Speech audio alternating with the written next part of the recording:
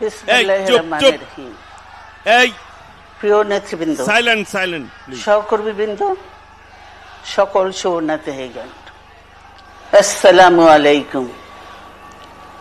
প্রতি বছর মে মাসের এই দিনটি আমাদের পরিবারে আসে এক বেদনা বিধুর স্মৃতি নিয়ে।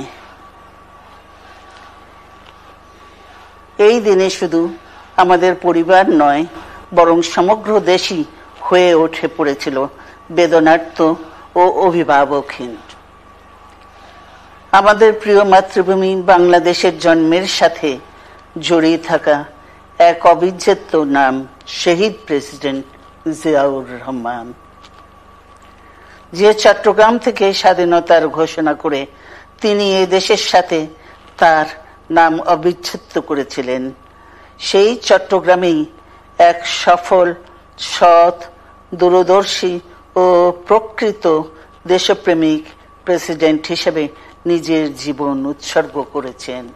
এদেশে গণতন্ত্র, স্বাধীনতা, সংবাদপত্র ও বিচার বিভাগের স্বাধীনতা, স্বনির্ভরতা ও উন্নয়ন এবং নিজস্ব জাতীয়তাবাদ সৃষ্টির অনন্য রূপকার শহীদ জিয়া, যে গণতন্ত্র প্রতিষ্ঠা আর সার্বভৌমত্ব রক্ষার লড়াইয়ে তিনি শাহাদাত বরণ করেছেন, সেই গণতন্ত্র নিরবচ্ছিন্ন যাত্রা আজও বাধাগ্রস্ত হচ্ছে প্রতি পদে পদে।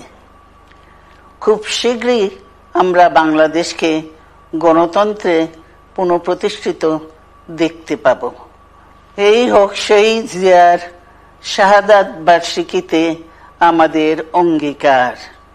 এই লক্ষ্যে সুশৃঙ্খলভাবে এগিয়ে চলার জন্য আমি বিএনপির সকল পর্যায়ের নেতা কর্মী ও দেশবাসীর প্রতি আহ্বান জানাচ্ছি।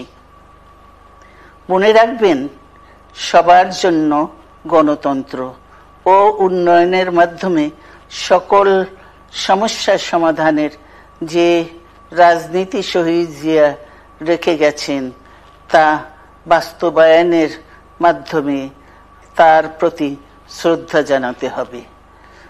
আমরা তার বিদায়ী আত্মার মাগফিরাত কামনা করছি। আল্লাহ হাফেজ। বাংলাদেশ জিন্দাবাদ।